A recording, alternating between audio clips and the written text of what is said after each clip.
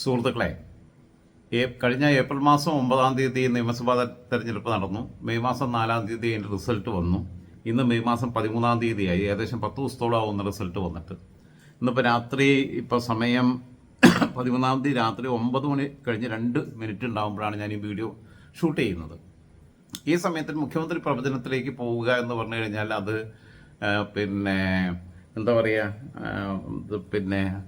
ഒരു വല്ലാത്ത ധീരത തന്നെയായി മാറും എന്നെനിക്കറിയാം. കാരണം നാളെ നേരം പുലരുമ്പോഴേക്കും മുഖ്യമന്ത്രി ആരാണ് എന്നുള്ളത് കൺഫേം ചെയ്തതിൻ്റെ പുറത്തേക്കുള്ള വിവരങ്ങൾ വരും എന്നുള്ളതാണ്. നാളെ ഉച്ചയോട് കൂടിയിട്ട് പാർലമെൻ്ററി പാർട്ടി യോഗം വിളിച്ചിട്ടുണ്ട്. കേരളത്തിൽ നിന്ന് നിയമസഭയിലേക്ക് തിരഞ്ഞെടുക്കപ്പെട്ട കോൺഗ്രസ് നിയുക്ത എം എൽ എമാരുടെ യോഗം വിളിച്ചിട്ടുണ്ട്. ആ യോഗത്തിലാണ് അത് അനൗൺസ് ചെയ്യുക. ആ യോഗത്തിൽ വെച്ച് തെരഞ്ഞെടുപ്പൊന്നുമില്ല. യോഗം വിളിക്കുമ്പോൾ സാധാരണഗതിയിൽ അവിടെ നിയമസഭാകക്ഷി യോഗം വിളിച്ചിട്ട് ആ നിയമസഭാകക്ഷി യോഗത്തിൽ ആർക്കാണ് ഭൂരിപക്ഷം, ആരൊക്കെയാണോ മുഖ്യമന്ത്രി സ്ഥാനം ആഗ്രഹിക്കുന്നത് അവരെ എത്ര പേര് പിന്താങ്ങുന്നു എന്നുള്ളത് സാധാരണഗതിയിൽ അവരുടെ തലയെണ്ണിയിട്ടാണ്, ഭൂരിപക്ഷം നോക്കിയിട്ടാണ് തിരഞ്ഞെടുക്കാറുള്ളത്. എന്നാൽ ഇത്തവണ അതിന് പകരം അവർക്ക് ചെയ്യാമായിരുന്നൊരു കാര്യമുണ്ട്. രഹസ്യ ബാലറ്റ് വെക്കാമായിരുന്നു. രഹസ്യ ബാലറ്റ് ആകുമ്പോൾ ആളുകൾക്ക് പരസ്യമായി ഒരാളെ എതിർത്ത് പറയാൻ, അയാളോട് കൂറ് കാണിച്ചതിൻ്റെ വിധേയത്വം കാണിച്ചൊക്കെ നിൽക്കേണ്ടതിൻ്റെ ഭാഗമായിട്ടുള്ള സാങ്കേതിക തടസ്സങ്ങൾ ഒഴിവാക്കിക്കൊണ്ട് രഹസ്യ ബാലറ്റ് ആകുമ്പോൾ കൃത്യമായി അവരുടെ മനസ്സറിയായിരുന്നു. നിരീക്ഷകർ വന്നിട്ട് അവരോട് സംസാരിക്കുകയല്ല വേണ്ടത്. അങ്ങനെയായിരുന്നു ചെയ്യേണ്ടിയിരുന്നത്. പക്ഷെ ഇപ്പോൾ കിട്ടിയിട്ടുള്ള വിവരം അവിടെ വോട്ടെടുപ്പില്ല, ഒന്നുമില്ല. തീരുമാനം അവിടെ വെച്ച് പ്രഖ്യാപിക്കും. അതെന്തുകൊണ്ട് അങ്ങനെ, ഏത് സാഹചര്യത്തിൽ ഇന്ന ആളെ ഞങ്ങൾ മുഖ്യമന്ത്രിയായി തെരഞ്ഞെടുത്തു എന്ന വിഷയം ഹൈക്കമാൻഡിൻ്റെ ഭാഗത്തു നിന്നുള്ള പ്രതിനിധികൾ ആ നിയമസഭാ കക്ഷി യോഗത്തിൽ അറിയിക്കും എന്നുള്ളത് മാത്രമാണ് ഇപ്പോൾ കിട്ടുന്ന വിവരം. ഇപ്പോൾ ഈ രാത്രി 9 മണിക്ക് കിട്ടുന്ന വിവരം അതാണ്. പക്ഷേ ഈ തീരുമാനങ്ങളിലൊക്കെ ഇനിയും മാറ്റം ഉണ്ടായിരിക്കാം. ഞാൻ അറിഞ്ഞിടത്തോളം വെച്ച് ഞാൻ പല നിയുക്ത എം എൽ എമാരുമായിട്ടും ഈ 3 വിഭാഗവുമായി അടുത്ത് നിൽക്കുന്ന പലരുമായിട്ടും ഒക്കെ സംസാരിച്ചു. പലരും പല അഭിപ്രായങ്ങളാണ് പറയുന്നത്. പക്ഷേ ഭൂരിപക്ഷം പേരും പറയുന്നത് വി.ഡി. സതീശൻ മുഖ്യമന്ത്രിയായിട്ട് വരും എന്നുള്ള നിലപാടാണ് പറയുന്നത്. അത് വി.ഡി. സതീശനോട് ആഭിമുഖ്യമില്ലാത്ത ആളുകളുടെ ഭാഗത്തുനിന്നും അത് തന്നെയാണ് കേൾക്കുന്നത്.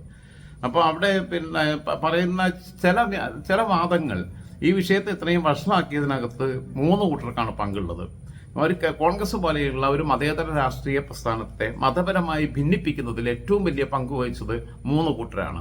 അതിൽ നമ്പർ 1 ജമാഅത്തെ ഇസ്ലാമിയാണ്, അവരുടെ മീഡിയ 1 ചാനലാണ്. നമ്പർ 2 വെള്ളാപ്പള്ളി നടേശനാണ്. നമ്പർ 3 സുകുമാരൻ നായരാണ്.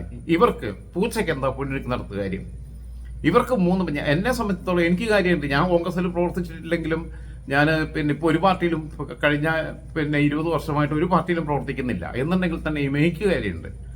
കാരണം ഞാൻ ഈ പാർട്ടികളുടെ എല്ലാവരും വെൽവിഷറാണ്. മതേതര രാഷ്ട്രീയ പ്രസ്ഥാനങ്ങൾ കേരളത്തിൽ നിലനിൽക്കണമെന്ന് ആഗ്രഹിക്കുന്ന ആളാണ്. പക്ഷെ അപ്പുറത്ത് തനി വർഗീയത പറയുന്ന മൗദൂദികളും അവരുടെ മീഡിയ 1 ചാനലും അതോടൊപ്പം തന്നെ അവർ നിലമ്പൂർ ഇലക്ഷൻ്റെ സമയത്ത് അവരെന്താ പറഞ്ഞേ, BS ജോയി സ്ഥാനാർത്ഥിയാവാൻ പാടില്ല, അവിടെ മുസ്ലിം വോട്ടർമാരെ ഏറെയെന്ന് പറഞ്ഞവരാ. അങ്ങനെയുള്ള വൃത്തികെട്ട വർഗീയ ചാനലും അതോടൊപ്പം തന്നെ വെള്ളാപ്പള്ളി നടേശൻ സുകുമാരൻ നായർക്കും ഇതിന് അഭിപ്രായം പറയാൻ യാതൊരു യോഗ്യതയില്ല. മുക്കാൽ 1 ചാനലിന്, മീഡിയ 1 ചാനലിന്, അവരുടെ ജമാഅത്തെ ഇസ്ലാമിക്ക്, അവരുടെ ഷൂറ കൗൺസിൽ അംഗമായിട്ടുള്ള ദാവൂദ് ഇബ്രാഹിമിനേക്കാൾ വലിയ വർഗീയവാദിയായിട്ടുള്ള ദാവൂദിനൊക്കെ അവരുടെ ജമാഅത്തെ ഇസ്ലാമിയുടെ ഷൂറ കൗൺസിലോ മറ്റേ കൗൺസിലോ അവർ അമീറിനെ തെരഞ്ഞെടുക്കുന്നിടത്ത് അഭിപ്രായം പറയട്ടെ. സുകുമാരൻ നായരെ NSSന്റെ പല താലൂക്ക് യൂണിയൻ പ്രസിഡന്റുമാരെ, അവരുടെ ഡയറക്ടർ ബോർഡ് മെമ്പർമാരെ തെരഞ്ഞെടുക്കുന്നിടത്ത് അഭിപ്രായം പറയട്ടെ. അല്ലെങ്കിൽ NSSന്റെ വിവിധ സ്ഥാപനങ്ങളിൽ ആരെങ്കിലും ഒക്കെ ജോലിക്ക് എടുക്കുന്ന കാര്യത്തിൽ അഭിപ്രായം പറയട്ടെ. വെള്ളാപ്പള്ളി നടേശന് ബാറിൽ കള്ളിന് വില കൂട്ടുന്നതിനെ കുറിച്ചും കുറയ്ക്കുന്നതിനെ കുറിച്ചൊക്കെ അഭിപ്രായം പറയട്ടെ. പുള്ളിക്ക് അത്യാവശ്യം അബ്കാരി മേഖലയായിട്ട് ബന്ധമുള്ള ആളാണല്ലോ. അതല്ലെങ്കിൽ അദ്ദേഹം NDAയുടെ ഘടകകക്ഷി എന്നുള്ള രീതിയിൽ BJP എടുക്കേണ്ട തീരുമാനങ്ങളെ കുറിച്ച് അഭിപ്രായം പറയട്ടെ. അദ്ദേഹത്തിൻ്റെ മകൻ BDJSന്റെ സംസ്ഥാന അധ്യക്ഷനല്ലേ. അതുമല്ലെങ്കിൽ അദ്ദേഹം SNDP യോഗത്തിൻ്റെ താലൂക്ക് യൂണിയൻ പ്രസിഡന്റുമാരൊക്കെ ആവണം, അല്ലെങ്കിൽ SNDP യോഗത്തിൽ ഇത്ര കാലം ടേം വെക്കണം, ഒരാൾ 1 പ്രാവശ്യം അല്ലെങ്കിൽ ഒരാൾ 2 പ്രാവശ്യം അതിൻ്റെ സെക്രട്ടറിമാരായിരിക്കാൻ പറ്റുള്ളൂ എന്നുള്ള ചരിത്രപരമായിട്ടുള്ള ചില ജനാധിപത്യപരമായ ചില ഭരണഘടനാ ഭേദഗതിക്ക് ആ സംഘടനയ്ക്ക് നേതൃത്വം കൊടുക്കട്ടെ. അതാണ് അവർ ചെയ്യേണ്ടത്. അവർ മതപരമായി ഒരു മതേതര സംഘടനയെ ഭിന്നിപ്പിക്കുന്നതിൽ വളരെ പ്രധാനപ്പെട്ട പങ്ക് സുകുമാരൻ നായരും മുക്കാൽ 1 ചാനലും വെള്ളാപ്പള്ളി നടേശനും ചെയ്യുന്നുണ്ടെന്നുള്ള യാഥാർത്ഥ്യമാണ്. മനസ്സിലാക്കിയിടത്തോളം വെച്ച് ഇതിനകത്ത് നിയുക്ത ML എമാരിൽ ഭൂരിപക്ഷം പേരും KC വേണുഗോപാലിനോടൊപ്പം ആവുമ്പോൾ തന്നെയും മറ്റു പല ആളുകളുടെയും അഭിപ്രായം കൂടി ആരാഞ്ഞിട്ടുണ്ട്. അവസാന തീരുമാനമെടുക്കാൻ സോണിയാഗാന്ധിയെ ചുമതലപ്പെടുത്തി കഴിഞ്ഞിരിക്കുന്നു എന്നാണ് അറിയാൻ പറ്റുന്നത്. സോണിയാഗാന്ധിയെ ചുമതലപ്പെടുത്തുമ്പോൾ സോണിയാഗാന്ധി AK ആന്റണിയുമായി ആശയവിനിമയം നടത്തി. AK ആന്റണി പൊതുജന വികാരത്തെ കൂടി മാനിക്കണം നമ്മൾ എന്നുള്ളത് സൂചിപ്പിച്ചുകൊണ്ടാണ് പറഞ്ഞിട്ടുള്ളത്. കാരണം ആന്റണി കണ്ടതാണ് 2006 VS അച്യുതാനന്ദനെ പിന്നെ സംസ്ഥാന കമ്മിറ്റി കൂടിയിട്ട് മലമ്പുഴയിൽ മത്സരിപ്പിക്കുകയേ വേണ്ട എന്ന് തീരുമാനിച്ചപ്പം 2001-2006 വരെ പ്രതിപക്ഷ നേതാവായിരുന്ന VS അച്യുതാനന്ദനെ ഒഴിവാക്കിക്കൊണ്ടുള്ള ഒരു പാനല് സഖാവ് A. പ്രഭാകരനെ മലമ്പുഴയിൽ കാൻഡിഡേറ്റായിട്ട് നിശ്ചയിച്ചപ്പോൾ ജനം തെരുവിലിറങ്ങുന്നതും ജനരോഷം ആളിക്കത്തുന്നതും അങ്ങനെ ആ തീരുമാനം CPM-ന്റെ ചരിത്രത്തിൽ ആദ്യമായിട്ട് പുനഃപരിശോധിക്കേണ്ടി വരുന്നതും പിന്നെ VS-നെ മത്സരിപ്പിക്കുന്നതും VS മുഖ്യമന്ത്രിയാവുന്നതും ഒക്കെ കണ്ടതാണ്. അതുകൊണ്ട് ഒരു ജനാധിപത്യ പാർട്ടിക്കകത്ത് ജനാധിപത്യപരമായിട്ടുള്ള പ്രതിഷേധങ്ങൾ അവർക്ക് പ്രകടിപ്പിക്കാൻ പറ്റുന്ന വേദികളില്ലാത്തപ്പോൾ അതിൻ്റെ അനുഭാവികൾ തെരുവിലിറങ്ങുന്നത് സ്വാഭാവികമാണ്. അതുകൊണ്ട് തന്നെ VD സതീഷിന് വേണ്ടിയിട്ടുള്ള പ്രകടനങ്ങളെ ഞാൻ നിസ്സാരമായിട്ട് കാണുന്നില്ല. അക്കൂട്ടത്തിൽ തീവ്രവാദികൾ ഈ SDPI-ക്കാരും മറ്റൊരു നുഴഞ്ഞു കയറിയിട്ടുണ്ടെങ്കിൽ അത് വേറെ. അതേസമയം മുസ്ലിം ലീഗിന് അഭിപ്രായം പറയുന്നതിനകത്ത് ആരും കുറ്റം പറഞ്ഞിട്ട് കാര്യമില്ല. മുസ്ലിം ലീഗിന് അഭിപ്രായം പറയാനുള്ള യോഗ്യതയുണ്ട്. അവർക്ക് ഫിക്സഡ് ഡെപ്പോസിറ്റ് ഉള്ളവരാ. ഇത്തവണ 10-22 MLA-മാരുണ്ട്. RSPക്ക് 3 സീറ്റുണ്ട് ഇത്തവണ. കഴിഞ്ഞ 10 വർഷമായിട്ട് ഒറ്റ അംഗണ്ടായിരുന്നില്ല. ഷിബു ബേബി ജോണിന് അഭിപ്രായം പറയാം, NK പ്രേമചന്ദ്രന്റെ അഭിപ്രായം പറയാം, കുഞ്ഞാലിക്കുട്ടിക്ക് അഭിപ്രായം പറയാം, PMA സലാമിന് അഭിപ്രായം പറയാം, സാദിഖ് അലി തങ്ങൾക്ക് അഭിപ്രായം പറയാം.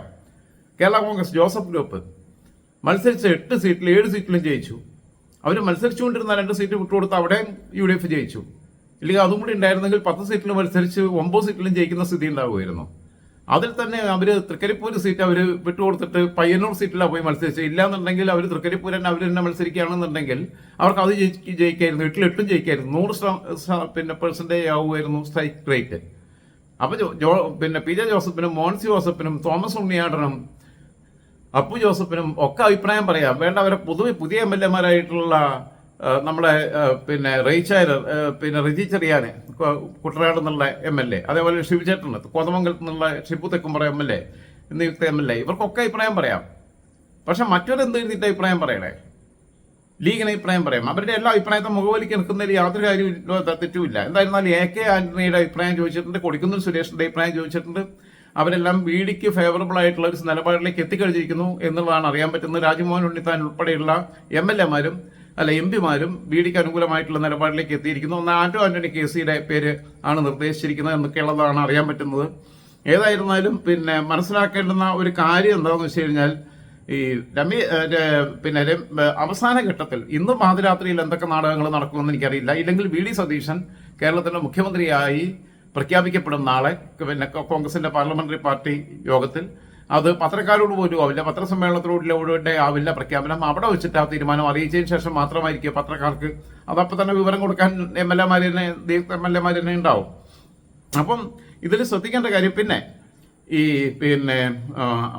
KC വേണുഗോപാലിനെ സംബന്ധിച്ചിടത്തോളം അദ്ദേഹം ദേശീയ സംഘടനാ ചുമതലയുള്ള ജനറൽ സെക്രട്ടറിയാണ്. അദ്ദേഹത്തിന് കേന്ദ്രത്തിൽ ഇനി ഒരു BJP ഭരണത്തിനുള്ള സാധ്യത വളരെ കുറവാണ്. അങ്ങനെ വന്നു കഴിഞ്ഞാൽ അദ്ദേഹം നെക്സ്റ്റ് PM-ആണ്. കഴിഞ്ഞ തവണ ഇന്ത്യസൊക്കെ വന്നിട്ടുണ്ടെങ്കിൽ അദ്ദേഹം ആഭ്യന്തര വകുപ്പിന്റെയോ വിദേശ കാര്യ വകുപ്പിന്റെയോ പ്രതിരോധ വകുപ്പിന്റെയോ മന്ത്രിയായിട്ട് വരുന്നതിൽ യാതൊരു സംശയവുമില്ല. കാരണം രാഹുൽ ഗാന്ധി കഴിഞ്ഞാൽ പിന്നെ രണ്ടാമത്തെ ആളാണ് അദ്ദേഹം. അപ്പം അങ്ങനെ നിൽക്കുകയാണ്. മല്ലികാർജ്ജുൻ ഖാർഗെയൊക്കെ പ്രായമായി. അദ്ദേഹത്തിന്റെ വയസ്സുകാലത്തുള്ള ആഗ്രഹം അദ്ദേഹത്തിന്റെ മകൻ പ്രിയങ്ക ഖാർഗെയെ കർണാടകയിൽ മന്ത്രിയാക്കണം എന്നുള്ളതായിരുന്നു. അതാക്കിയിട്ടുണ്ട്. അപ്പം KC വേണുഗോപാലിനെ സംബന്ധിച്ചിടത്തോളം ഏറ്റവും കൂടുതൽ താൻ വരുന്നില്ലെങ്കിൽ പിന്നെ VD സതീശൻ വരുന്നതിനേക്കാൾ കൂടുതൽ താല്പര്യം രമേശ് ചെന്നിത്തല വരുന്നതിനാവും. കാരണം രമേശ് ചെന്നിത്തലയ്ക്ക് 70 വയസ്സ് കഴിഞ്ഞു. 5 വർഷത്തെ ടൈമാകുമ്പോൾ 75 വയസ്സാവും. പിന്നീട് രമേശ് ചെന്നിത്തല രാഷ്ട്രീയമായി ഒതുങ്ങിക്കൂടുകയും പാർലമെന്ററി രാഷ്ട്രീയ രംഗത്ത് നിന്ന് വിട്ടു നിൽക്കുകയും ചെയ്യുന്ന ഒരു സ്ഥിതിയിലേക്ക് എത്തും. 75 വയസ്സാവും. അതേസമയം VD സതീശൻ മുഖ്യമന്ത്രി ആയി കഴിഞ്ഞാൽ KC വേണുഗോപാലിനേക്കാൾ ഇളയതാണ്. പിന്നീട് VD സതീശൻ യുഗമാവും. KCക്ക് കേരള രാഷ്ട്രീയത്തിലേക്ക് തിരിച്ചെത്തി പിന്നെ ഒരു മുഖ്യമന്ത്രി ആവാനുള്ള അവസരത്തിന്റെ വാതിലുകൾ തുറന്നു കിട്ടില്ല എന്നൊരു ബോധ്യത്തിൽ നിന്ന് അദ്ദേഹം അവസാന ഘട്ടത്തിൽ ഇന്ന് രാത്രിയിൽ നടക്കുന്ന രാഷ്ട്രീയ നാടകങ്ങൾക്കിടയിൽ രമേശ് ചെന്നിത്തലയെ പിൻവാങ്ങുകയും പകരം രമേശ് ചെന്നിത്തലയെ ആ സ്ഥാനത്തേക്ക് ഹൈലൈറ്റ് ചെയ്യുകയും പ്രൊജക്ട് ചെയ്യുകയും അദ്ദേഹത്തിന് വേണ്ടിയിട്ടുള്ള ക്യാമ്പയിന് വേണ്ടി തന്റെ കൂടെ നിൽക്കുന്ന MLA-മാരെ കൂടി അണിനിർത്തുകയും അങ്ങനെ VDയെ മാറ്റി രമേശ് ചെന്നിത്തല കൊണ്ടുവരികയും ചെയ്യുന്ന ഒരു സ്ഥിതി ഉണ്ടായിട്ടില്ലെങ്കിൽ VD സതീശനായിരിക്കും മുഖ്യമന്ത്രിയായിട്ട് നാളെ പ്രഖ്യാപിക്കപ്പെടുക. ഏറെക്കുറെ തത്വത്തിൽ തീരുമാനമായി കഴിഞ്ഞിരിക്കുന്നു. നാളെ പാർലമെന്ററി പാർട്ടി യോഗത്തിൽ അത് അനൗൺസ് ചെയ്യും എന്നുള്ളതാണ്. അതിനിടയ്ക്ക് ഇന്ന് രാത്രി നടക്കുന്ന ഈ ചില നാടകങ്ങൾ അതിൽ പ്രസക്തമാണ്. പിന്നെ രണ്ടാമത്തെ ഒരു കാര്യം, നിലവിൽ MLA അല്ലാത്ത ഒരാൾ മുഖ്യമന്ത്രിയാവുന്നത് ശരിയല്ല എന്നൊക്കെ പറയുന്ന വാദമുഖത്തോടെ എനിക്ക് വിയോജിപ്പുണ്ട്. 96-ൽ നിയമസഭയിലേക്ക് മത്സരിക്കാതിരുന്ന ആളാണ് ശ്രീ EK നായനാർ.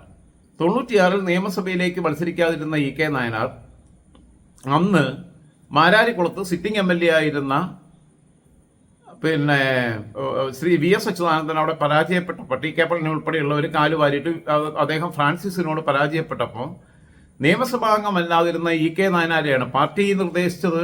സുശീല ഗോപാലിനെയാണ് അന്ന് CPM-ന്റെ കേന്ദ്ര നേതൃത്വം നിർദ്ദേശിച്ചത്. സുശീല ഗോപാലൻ അന്ന് MLA-യുമാണ്. സുശീല ഗോപാലിനെ പിന്നെ മുഖ്യമന്ത്രിയാക്കണമെന്ന് പറഞ്ഞപ്പോൾ VS ഉൾപ്പെടെയുള്ളവർ മുൻകൈ എടുത്ത്, പിണറായി ഉൾപ്പെടെയുള്ളവർ മുൻകൈ എടുത്തിട്ട് അന്ന് പിന്നെ ഇദ്ദേഹത്തെയാണ് പിന്നെ കൊണ്ടുവന്നത്. ഇ കെ നായനാരെ, നിയമസഭാംഗമല്ലാത്ത പാർട്ടി സംസ്ഥാന സെക്രട്ടറി ആയിരുന്ന ഇ കെ നായനാരെ മുഖ്യമന്ത്രി സ്ഥാനത്തേക്ക് കൊണ്ടുവരുന്നു. മത്സരിച്ച് വിജയിച്ച ഒരാളിൽ നിന്നല്ല കണ്ടെത്തിയത്. അപ്പം അങ്ങനെ കേരളത്തിന് ചരിത്രമുണ്ട്. അന്ന് കൊണ്ടുവന്നുമ്പോൾ പിന്നെ C കണ്ണേട്ടൻ, അത് മാത്രമല്ല അങ്ങനെ നായനാർ സംസ്ഥാന സെക്രട്ടറി സ്ഥാനത്ത് നിന്ന് മാറുന്ന ഒഴിവിലേക്ക് സംസ്ഥാന സെക്രട്ടറി ആയിട്ട് KN രവീന്ദ്രനാഥിനെ കേന്ദ്ര നേതൃത്വം, ആരൊക്കെയാണെന്ന് ആലോചിക്കണം, ഹർകിഷൻ സിംഗ് സുർജിത്തും EMS ഉൾപ്പെടെയുള്ളവർ നേരിട്ട് പങ്കെടുത്ത സംസ്ഥാന കമ്മിറ്റിയിൽ സുശീലയെ മുഖ്യമന്ത്രിയാക്കണം എന്ന് പറഞ്ഞാൽ അത് തള്ളിക്കളഞ്ഞു. അങ്ങനെ നായനാരെ ആ സ്ഥാനത്തേക്ക് VS-ഉം പിന്നെ പിണറായി എല്ലാം കൂടി കൊണ്ടുവരുന്നതെന്ന്. പിണറായി എന്ന് പറഞ്ഞാൽ VS-ന്റെ വലം കൈയാണ്, ഒരു ശിങ്കിടിയാണ്, പെട്ടി തൂക്കി നടക്കുന്ന ആളാണ്, അല്ലാതെ ഇപ്പോഴത്തെ പ്രതാപമൊന്നുമില്ല. VS-നെ കണ്ട പിന്നെ എണീറ്റ് നിന്ന് വണങ്ങുന്ന രീതിയിൽ നിൽക്കുന്ന സമയമാണ്, VS-ന്റെ പ്രതാപകാലമാണ്. അങ്ങനെ പിന്നെ മുഖ്യമന്ത്രി സ്ഥാനത്തേക്ക് സുശീല ഗോപാലിനെ വെട്ടി നായനാരെ കൊണ്ടുവന്നപ്പം നായനാർ സംസ്ഥാന സെക്രട്ടറി സ്ഥാനത്ത് നിന്ന് മാറുകയാണ്. ആ സമയത്ത് സംസ്ഥാന സെക്രട്ടറി സ്ഥാനത്തേക്ക് KN രവീന്ദ്രനാഥിനെ ഇവർ നിർദ്ദേശിക്കുമ്പോൾ KN രവീന്ദ്രനാഥിനെ വെട്ടിയിട്ടാണ് ചടയം ഗോവിന്ദനെ കൊണ്ടിരുന്നത്. ചടയം ഗോവിന്ദൻ നല്ല സഖാവായിരുന്നു. അന്ന് നായനാർ മുഖ്യമന്ത്രി ആവരുത്, നിങ്ങളിപ്പോൾ പാർട്ടി സംസ്ഥാന സെക്രട്ടറിയാണ്, ആ ചുമതലയിൽ തുടരുക, സുശീല മുഖ്യമന്ത്രിയായിട്ട് വരട്ടെ എന്ന് കണ്ണൂരിലെ മുതിർന്ന നേതാവായ സംസ്ഥാന കമ്മിറ്റി അംഗമായ ട്രേഡ് യൂണിയൻ നേതാവായ ദിനേശ് BD സഹകരണ സംഘത്തിൻ്റെയൊക്കെ ചുമതലയുണ്ടായിരുന്ന സഖാവ് C കണ്ണേട്ടൻ പറഞ്ഞപ്പോൾ നായനാർ പറഞ്ഞു, എന്നെ ആരും സ്നേഹിച്ച് നക്കിക്കൊല്ലാൻ വരണ്ട എന്നാണ് മറുപടി കൊടുത്തത്. അതൊക്കെ പാർട്ടി സംസ്ഥാന കമ്മിറ്റിക്കകത്തൊക്കെയുള്ള ആളുകളൊക്കെ വയസ്സുകാലത്ത് ചില സമയത്ത് ചില നിമിഷങ്ങളിൽ നമ്മളോടൊക്കെ അറിയാതെ പറഞ്ഞു പോയിട്ടുള്ള കാര്യങ്ങളാണ് അന്നുണ്ടായിരുന്നവർ. മനഃപൂർവ്വം പറഞ്ഞതല്ല, കാരണം നമ്മൾ അവരെ എവിടെയും കൂട്ടിയുന്നില്ല, അവരെ ആത്മകഥ എഴുതാൻ പോയതല്ല, അവരുടെ ചാനലിൻ്റെ ഇതും കൊണ്ട് പോയതല്ല. അന്ന് ഈ പിന്നെ മൊബൈൽ ഫോൺ പോലും ഇല്ലാത്ത കാലത്ത് വിശ്വസിച്ച് നമ്മളോട് പറഞ്ഞിട്ടില്ല ചില പേഴ്സണൽ വ്യക്തിപരമായ പിന്നെ കാര്യങ്ങൾ സംസാരിക്കുന്നതിനിടയിൽ. അപ്പം അങ്ങനെ നായനാർ വന്നിട്ടുണ്ട്. വേണ്ട, കോൺഗ്രസിനകത്ത് കേന്ദ്രമന്ത്രിയായിരുന്ന, രാജ്യസഭയിൽ നിന്ന് കേന്ദ്രമന്ത്രിയായി നരസിംഹറാവുവിൻ്റെ മന്ത്രിസഭയിൽ ഉണ്ടായിരുന്ന, 91-ലെ നിയമസഭാ തെരഞ്ഞെടുപ്പിൽ മത്സരിക്കാതിരുന്ന AK ആന്റണിയാണ് 95-ൽ കേരളത്തിൻ്റെ മുഖ്യമന്ത്രിയായിട്ട് വന്ന് പിന്നെ ചാർട്ടർ ചെയ്ത ഫ്ലൈറ്റിൽ വന്നിട്ട് മുഖ്യമന്ത്രിയായിട്ട് ചുമതല ഏറ്റെടുക്കുന്നത്. സത്യത്തിലൊന്നും ഉമ്മൻചാണ്ടിയാണ് ആവേണ്ടത്. കരുണാകരനെതിരെ ഫൈറ്റ് ചെയ്യുന്നതും ആ ഫൈറ്റിന്റെ ഭാഗമായി ധനകാര്യ വകുപ്പ് മന്ത്രി സ്ഥാനം രാജിവെക്കുകയും ഒക്കെ ചെയ്തിട്ട് പിന്നെ സമരത്തിലേക്ക് പൊതുജനങ്ങളെ കൂട്ടിക്കൊണ്ട് കരുണാകരനെതിരെ കോൺഗ്രസിനകത്തൊരു വലിയ ഉൾപാർട്ടി വിപ്ലവം ഉണ്ടാക്കിയതിന് മുൻകൈ എടുത്തത് ഉമ്മൻചാണ്ടിയാണ്. പക്ഷേ മുഖ്യമന്ത്രിയായിട്ട് വന്ന് ലോഞ്ച് ചെയ്യുന്നത് അന്ന് കേന്ദ്രമന്ത്രിയായിരുന്ന, അന്ന് ഭക്ഷ്യ സിവിൽ സപ്ലൈസ് വകുപ്പ് മന്ത്രിയായിരുന്നു തോന്നണം, നേരെ പിന്നെ AK ആന്റണിയാണ് 95-ൽ വന്നിട്ട് MLA അല്ലാത്ത AK ആന്റണി മുഖ്യമന്ത്രിയായിട്ട് സത്യപ്രതിജ്ഞ ചെയ്തു.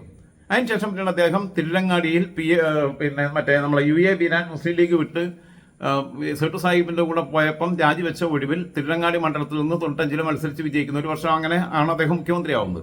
അപ്പോൾ നിയമസഭാംഗമല്ലാത്ത ആളുകൾക്കും മുഖ്യമന്ത്രിയൊക്കെ ആവാം.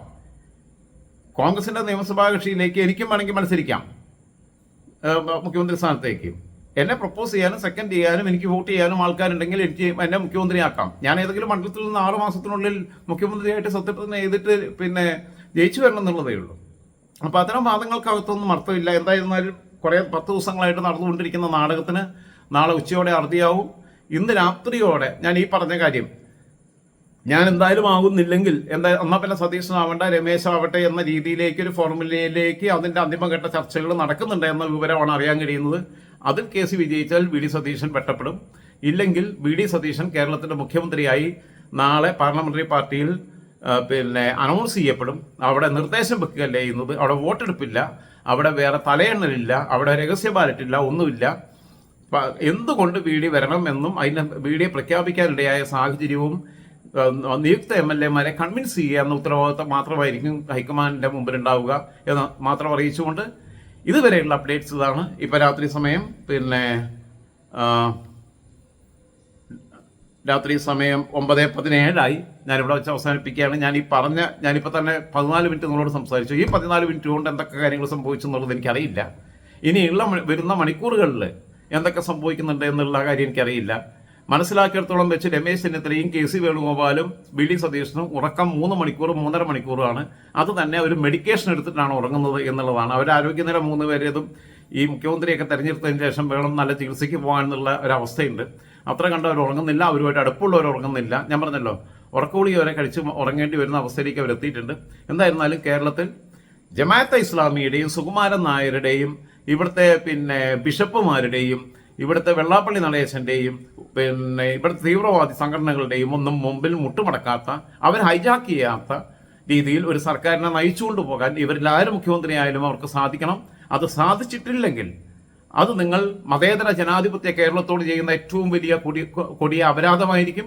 അത് നിങ്ങൾ BJPക്ക് ഇവിടെ റെഡ് കാർപ്പറ്റ് വിരിച്ചു കൊടുക്കുന്നതിന് തുല്യമായിരിക്കും എന്ന് മാത്രമാണ് ഈ 3 പേരോടും എനിക്ക് പറയാനുള്ളത്.